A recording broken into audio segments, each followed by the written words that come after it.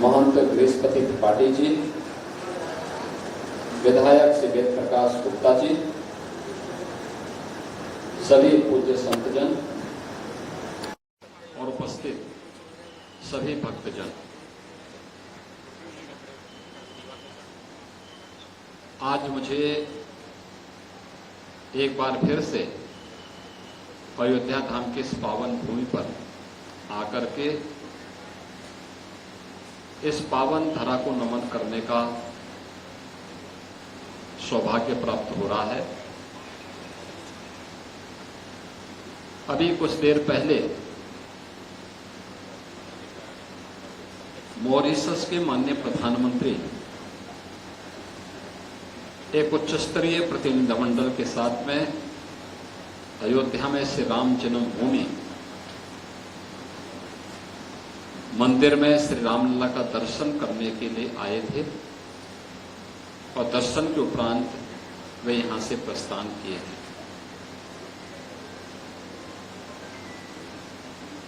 उनके द्वारा इस बारे में जानकारी ली जा रही थी कि कितने वर्षों के बाद अयोध्या में राम मंदिर का फिर से निर्माण हो पाया। मैंने उनको बताया कि लगभग 500 वर्ष लगे। 500 वर्षों तक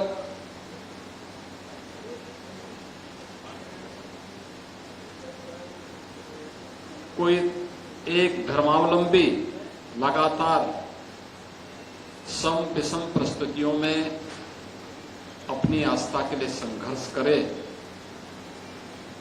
और अंततः विजयश्री प्राप्त करें। यह अयोध्या में आज रामलला के भव्य मंदिर और रामलला के मूर्ति प्राण प्रतिष्ठा कार्यक्रम के माध्यम से अयोध्यावासियों ने और सनातन धर्मावलंबियों ने करके दिखाया है। इतना बड़ा कार्य, लेकिन इस पूरे आंदोलन की नींव की पत्थर कौन थे?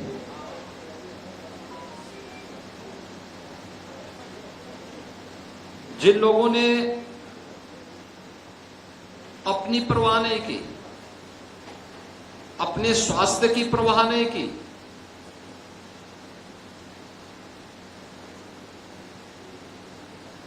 देश काल और परिस्थिति की सीमाओं का अतिक्रमण करते हुए जिनके जीवन का ध्येय बन गया था कि हर हाल में अयोध्या में श्री राम मंदिर का निर्माण करना है, और जिनके हर स्वर में एक ही बात गूंजती थी, जिनका एक मंत्र बन चुका था कि रामलला हम आएंगे, मंदिर वहीं बनाएंगे। उन पूज्य संतों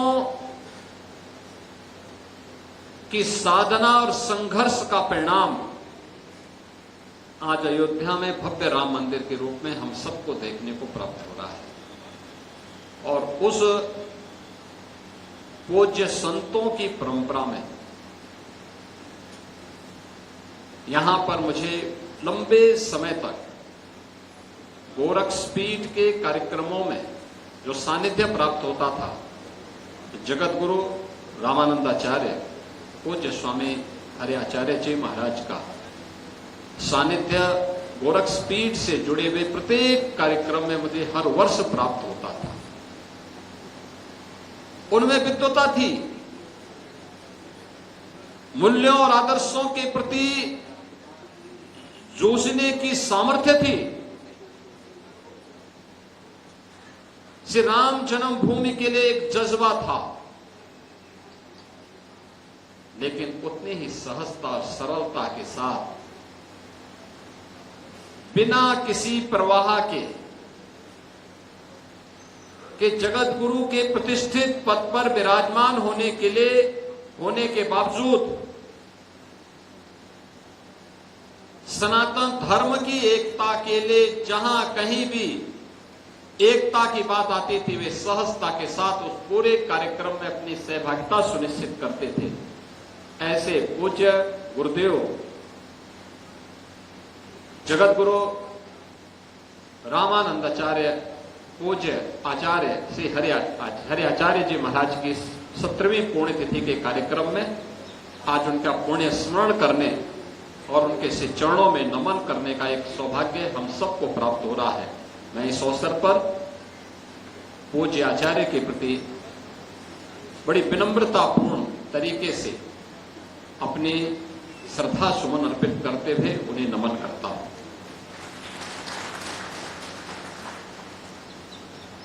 आज उन सभी पूज्य संतों की आत्मा को सीम शांति का अनुभव हो रहा होगा जब अयोध्या में रामलला के विराजमान को देखते होंगे, क्योंकि यह संकल्प कोटि कोटि सनातन धर्मावलंबियों का तो हुआ,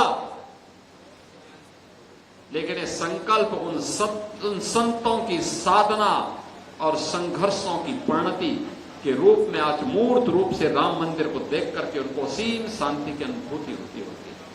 जिस कार्य के लिए उन्होंने अपना जीवन होम किया था और लगता था कि जैसे वे राम जन्मभूमि के लिए ही बने हैं, मान अपमान की परवाह के बगैर, किसी भी प्रकार के भौतिक आडंबर से दूर, किसी भी प्रकार के शासन प्रशासन की परवाह के बगैर लगातार एक धुन के साथ, सर्दी हो, गर्मी हो, बरसात हो, लू हो, अंधड़ हो, अतिवृष्टि हो, अनावृष्टि हो, पहाड़ हो, मैदान हो, जैसी भी परिस्थिति बनी, संघर्ष करने का एक जज्बा, और उस जज्बे के, उस साधना की परिणति क्या है? आज जब अयोध्या में रामलला को विराजमान होते हुए देखते होंगे तो सचमुच उन सभी पूज्य संतों के मन में असीम आनंद की अनुभूति हो रही होगी। मैंने ऐसे सैकड़ों उन संतों का दर्शन किया है जिनका राम जन्मभूमि आंदोलन के लिए पूरा जीवन समर्पित था, और मुझे उन संतों के सानिध्य में अनेक वर्षों तक कार्यक्रमों में सहभागी बनने का सौभाग्य प्राप्त हुआ। अभी मैं कुछ देर पहले दिगंबर अखाड़ा के श्री महंत सुरेश दास जी महाराज का हालचाल लेने के लिए गया था मठ में। उनके पूज्य गुरुदेव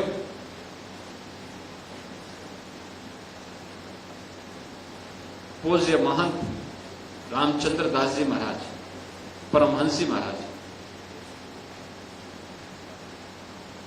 अंतिम समय में जब वह एसजीपीजीआई में भर्ती थे, मेरे पूज्य गुरुदेव ने मुझे कहा कि भाई परमहंसी को जाके देख के आओ, वहां पे क्या स्थिति है, देखो क्या हाल है, क्या करना है, वहां पे व्यवस्था कराओ। मैं एसजीपीजीआई गया और एसजीपीजीआई में जाकर के मैंने हालचाल लिया, महाराज जी का संदेशा दिया। तो पूज्य महाराज जी ने भी एक ही बात कही, उन्होंने कहा कि एक ही इच्छा है जीवन में, और वह है कि अयोध्या में राम मंदिर बन जाए।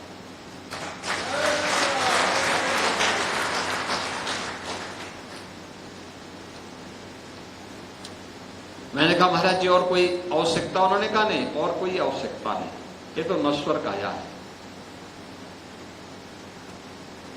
ये नश्वर काया है।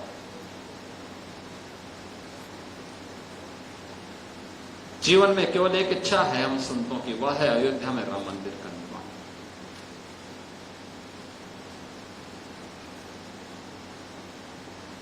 सुग्रीव किला के मोहन जी से मैं मुलाकात किया,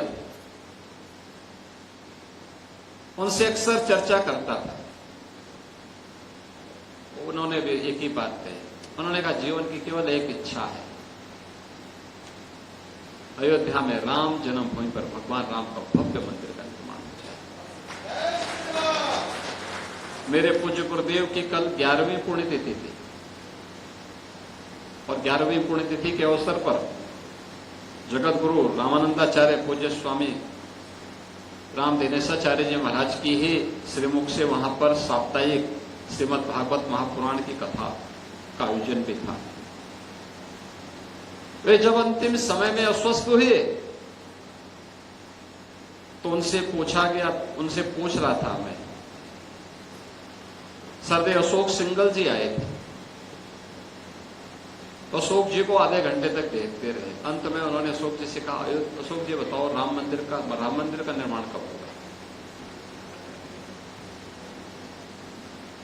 तो अशोक जी की आंखों में आंसू आ गए। उन्होंने कहा महाराज जी जरूर होगा। मैंने उनसे पूछा, मैंने कहा कोई बात, किसी प्रकार की कोई इच्छा, कोई अन्य चीज, कोई चीज मंगवानी? उन्होंने कहा नहीं, हम लोगों की कोई अपनी व्यक्तिगत इच्छा नहीं, एक ही इच्छा है, अयोध्या में राम लला विराजमान हो जाए, भव्य मंदिर का निर्माण हो जाए। आप सोचो ना, जिससे भी बातचीत करते थे अपने देश के लिए, अपने धर्म के लिए, अपने मानबिंदु के लिए,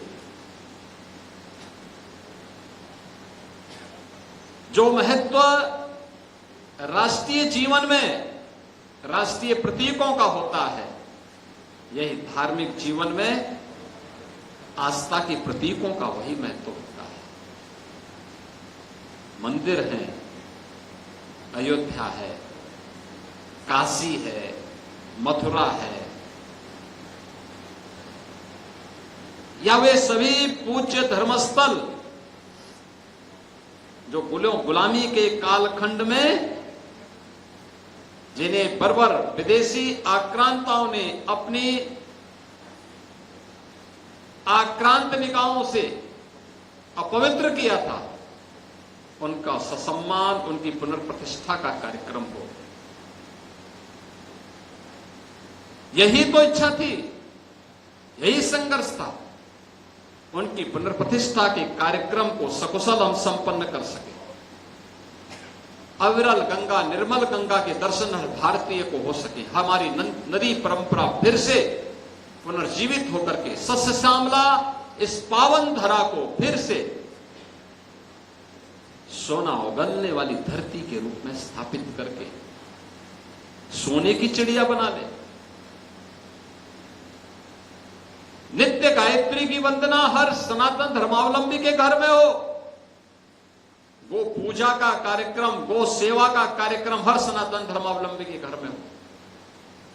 ये हर सनातन धर्मावलंबी का संकल्प बनना चाहिए। हर सनातन धर्मावलंबी का यह संकल्प बनना चाहिए कि अगर सनातन धर्म के इन प्रतीकों और इन मान बिंदुओं की पुनर्स्थापना के कार्यक्रम को हम संपन्न कर रहे हैं, तो हमें अपने राष्ट्रीय प्रतीकों का भी सम्मान करना होगा। हर घर पे तिरंगा दिखना चाहिए। भारत के संविधान के प्रति भारत के हर नागरिक के मन में सम्मान का भाव होना चाहिए।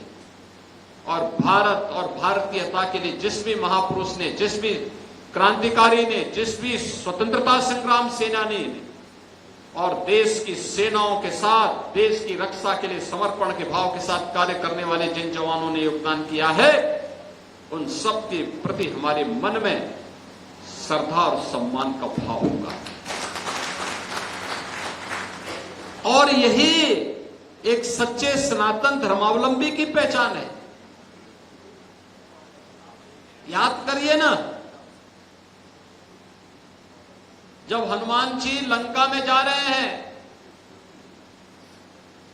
लंका को ढूंढने के लिए,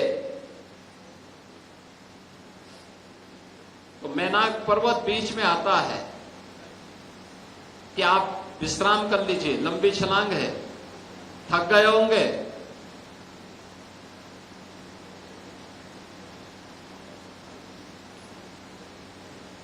हनुमान जी तो कहते हैं कि राम काज कीने बिना मोहि कहां विश्राम। मैं राम काज किए बगैर मुझे विश्राम कहां से है। और तब चर्चा होती है कि सनातन धर्म क्या है। ये हनुमान जी समझा देते हैं उसको। सनातन धर्म बहुत छोटी सी व्याख्या है, उन्होंने बहुत छोटी सी परिभाषा कर दी। उन्होंने कहा कि देखिए, कृते च प्रति कर्तव्यम ऐसा धर्म सनातन, ये सब वही, यानी कर्ता के द्वारा किए गए उपकार के प्रति किसी भी प्रकार का धन्यवाद ज्ञापित होना, यही सनातन धर्म है और यही हमारी पहचान है। आज हम गौ की पूजा करते हैं इसलिए क्योंकि गौ हमारी संस्कृति की, हमारी भारतीय सनातन धर्म की प्रतीक है। हम गंगा की पूजा करते हैं इसलिए क्योंकि जल ही जीवन है और नदी संस्कृति से ही हमारा सनातन संस्कृति बनती है। भगवान राम, भगवान कृष्ण, भगवान विश्वनाथ, मां गंगा, मां यमुना, मां सरयू, इन सब की पूजा हम इसलिए करते हैं क्योंकि हमारे प्रतीक हैं। हर सनातन धर्मावलंबी जीवन के रहस्य को सनातन धर्मावलंबी से बढ़कर के कोई दुनिया के अंदर नहीं समझा। कोई मत, कोई मजहब, कोई संप्रदाय जीवन के रहस्य को नहीं समझ पाया सिवाय सनातन धर्मावलंबी के। हमने तो स्वर्ग को तुच्छ माना है। क्षीणे पुणे मृतलोका वसंती। अब क्या है? हमने कहा स्वर्ग से भी ऊपर कुछ है और वह है मोक्ष। एक सन्यासी, एक साधु, एक योगी केवल अपनी व्यक्तिगत मोक्ष की आकांक्षा के साथ कार्य नहीं करता है, वो अपेक्षा करता है। धर्म को उसने केवल मोक्ष प्राप्ति का साधन नहीं माना है। उसने कहा इस जीवन में सांसारिक उत्कर्ष के लिए कार्य करूंगा, पुरुषार्थ के लिए साथ कार्य करूंगा, और मोक्ष इसके बाद जब मैं अपने सांसारिक उत्कर्ष के लक्ष्य को प्राप्त कर लूंगा तो मोक्ष स्वतः मुझे प्राप्त हो जाएगा। ये केवल भारत का ही सन्यासी कह सकता है, एक सनातन धर्मावलंबी ही कह सकता है। और इसीलिए यही भाव इन पूज्य संतों का था, जिन भावों के साथ आज हम यहां पर जुड़ने के लिए आए हैं। पूज्य महाराज जी का सानिध्य एक लंबे समय तक हम लोगों को प्राप्त होता था और मुझे प्रसन्नता है कि जगत गुरु रामानंदाचार्य जी की इस पावन परंपरा को आज यहां पर उनके शिष्य पूज्य जगत गुरु रामानंदाचार्य, यहां पर रामानंदाचार्य स्वामी रामदेनिशाचार्य जी महाराज निरंतर उसी भाव भूमिका के साथ आगे बढ़ाने का कार्य कर रहे हैं। मुझे ये जानकारी उन्होंने दी कि 12 या 13 में से, मैंने कहा मैं 12 को तो वहां आ रहा हूं, 13 को पहले से कुछ और कार्यक्रम लगे हुए हैं। 12 को मेरा सौभाग्य होगा कि अगर मैं पूज्य महाराज जी के श्री चरणों में नमन कर सकूं। और मुझे अच्छा लगा कि आज यहां पर आप सबकी उपस्थिति पूज्य आचार्य के प्रति मुझे यहां पर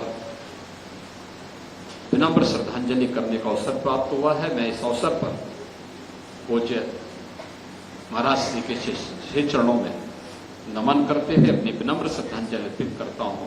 उनकी कृपा हम सब पर बने रहे, इस बात की कामना करते हुए अपनी वाणी को विराम देता हूं। आप सब मेरे साथ बोलेंगे, बोले सत्य सनातन धर्म की, सत्य सनातन धर्म की, भारत माता की। अगर आप ये वीडियो YouTube पर देख रहे हैं तो हमारे चैनल को सब्सक्राइब कर बेल आइकन दबाएं और Facebook पर देख रहे हैं तो हमारे पेज को लाइक करें।